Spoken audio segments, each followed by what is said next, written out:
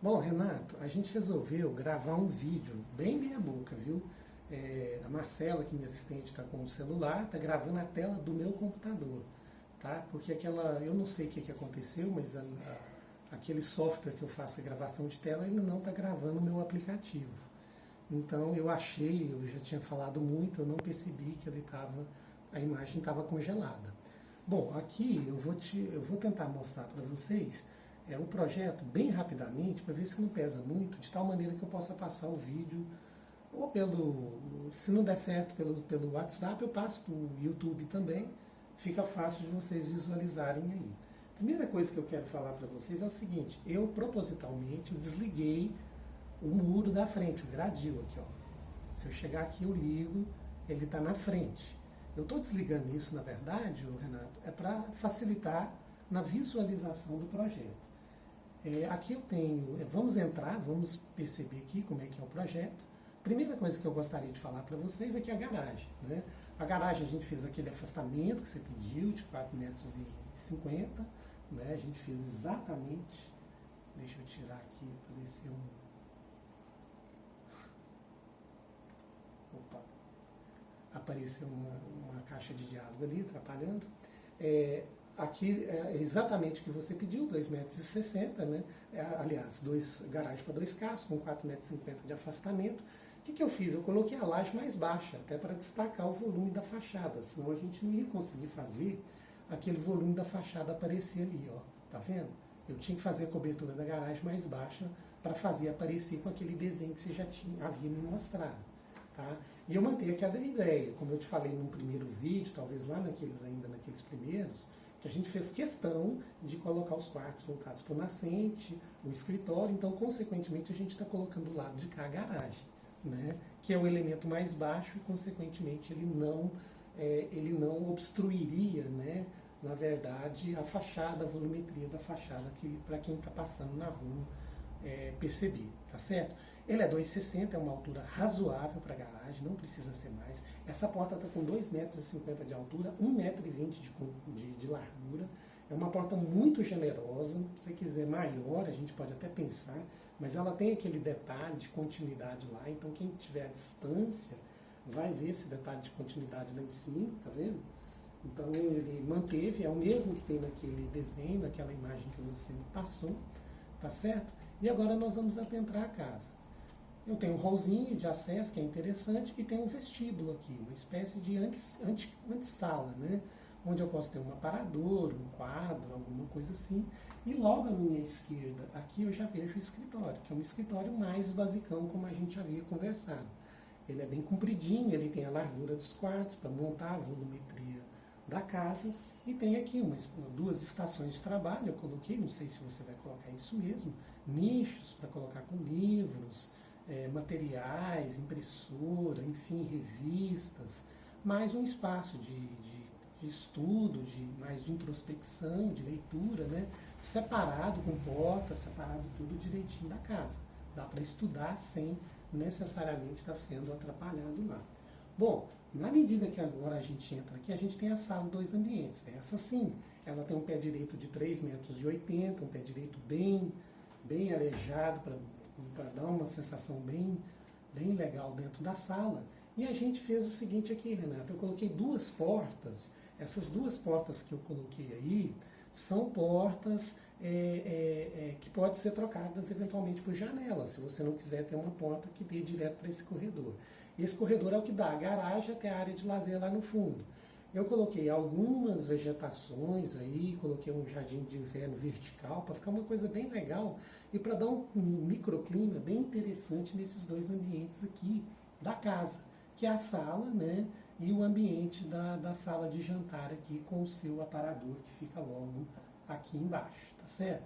Então aqui isso aqui ficou bem espaçoso, ficou interessante, esses espaços. Isso aqui eventualmente você pode trocar por janela, por porta, você não quer que tenha contato, isso aí vai depender muito também das suas opções, das suas necessidades, tá certo?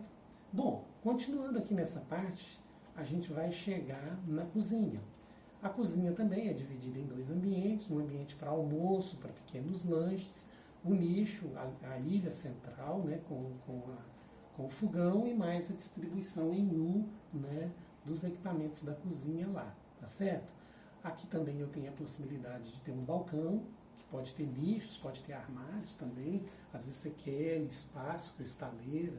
Os meninos do escritório chegou até a colocar ali uma adega de vinhos, né, no cantinho ali esquerdo, né, mais para ilustrar mesmo, para mostrar as possibilidades de utilização desse espaço, tá certo? Agora, a área de serviço é que é uma sacada minha aqui, que eu achei interessante. Por isso que eu propus ela aqui, ó. Você tem duas opções, ou você mantém a porta dela voltada para a cozinha aqui, do jeito que está. Lembrar que essa porta aqui, no caso aqui, especificamente, ela está aberta, tá?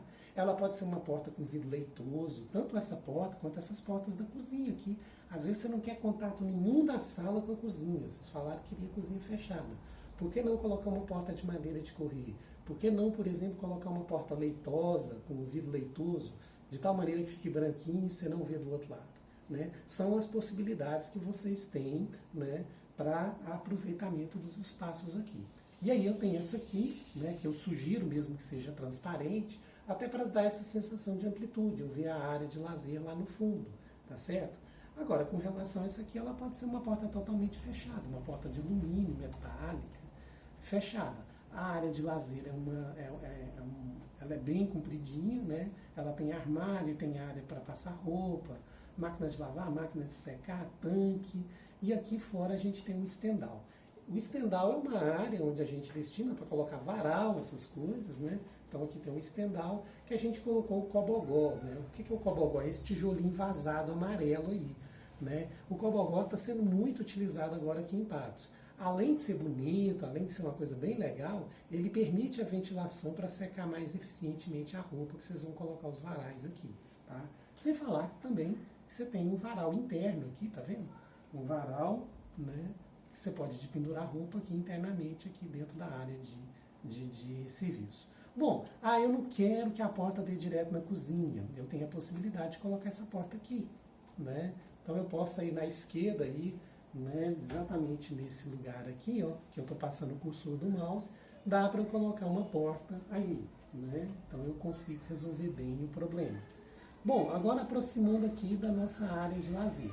Eu coloquei uma treliça de madeira ali em cima, né, um elemento que também está sendo muito utilizado aqui, né? E o layout aqui, Renato, ele é sugestivo.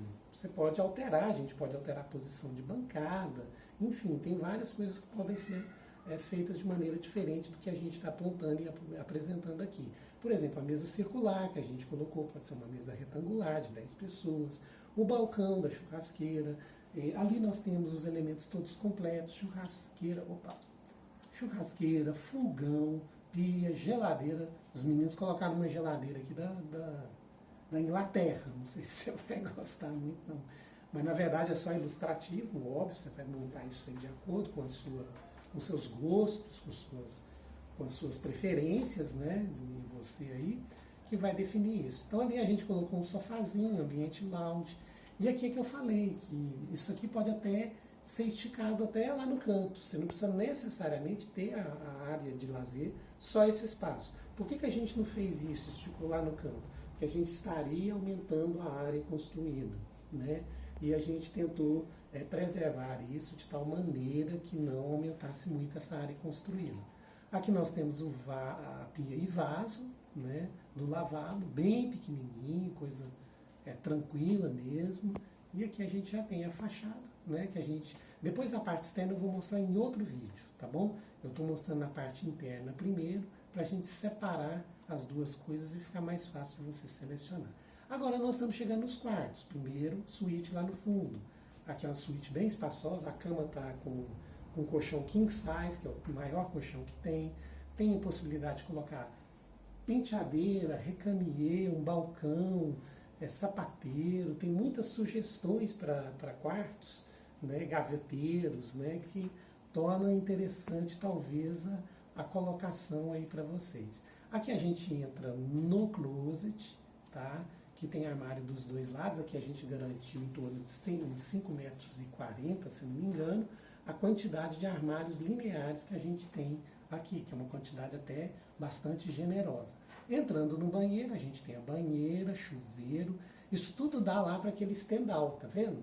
essas janelas e tudo, está protegida também pelo ambiente do estendal lá, tá? Onde seca as roupas. Tá certo? Aqui a gente tem o balcão e o quarto novamente. A gente chegou a conversar, Renata, a respeito do acesso ao closet, acesso ao banheiro. No meu entendimento, entendimento da maioria dos arquitetos, é mais interessante você acessar diretamente o closet para depois acessar o banheiro. Tá? A área molhada ficar depois. Se eu poderia colocar duas portas, uma porta de acesso ao banheiro, uma porta de acesso ao closet. Eu acho que isso é desperdiçar espaço. Você colocando duas portas, você perde uma quantidade significativa de espaço aí. Outra coisa, eu poderia colocar um hall, e nesse hall eu ter as portas que dá acesso ao closet e o hall e uma outra porta que dá acesso ao banheiro. Também acho que é perda de espaço. Mas se eventualmente você achar que deve fazer isso, a gente pode fazer. Isso aumentaria a área construída total da edificação. Aqui no corredor a gente vai chegar no fundo, os quartos. Esses quartos eles têm um tamanho, tanto o quarto do meio quanto o quarto da frente, eles têm tamanho muito semelhantes. Tá? Eles têm aproximadamente a mesma área construída e eles têm o banheiro no meio, que é um banheiro bem basicão. Pia, vaso, chuveiro. Pia, vaso, chuveiro apenas. E aqui eu entro no último quarto, que é o quarto da frente. Ele faz divisa lá com a parede do escritório, né? Todos esses dois quartos, Renato, cabe cama de casal, todos dois dá para montar uma estrutura bem legal. São quartos extremamente generosos, tá, em termos de área. Né? O corredor não ficou muito comprido, você tem uma porta aqui que você controla muito bem, né? E consequentemente você consegue ter uma privacidade maior nesses quartos. Bom, saindo aqui novamente, só vou dar uma volta aqui ultra rápida, aqui por onde que eu posso entrar para ir lá na área de lazer, tem as portas aqui na lateral, e eu chego lá no fundo, tá vendo? Aqui também eu posso vir aqui, vou sair lá do outro lado. Saio aqui, tem a parede de cobogó, né, como eu havia falado para você. Caixa d'água lá em cima, tá? Em cima do closet, você vai ver ó, essa questão. E aqui a gente tem também a lateral livre, a casa está livre, circular em torno dela. Isso é uma coisa bem, em termos de ventilação da casa, é extremamente adequado, tá bom? Nós vamos fazer mais um vídeo depois, Renato, mostrando as partes externas da casa, tá bom? Obrigado.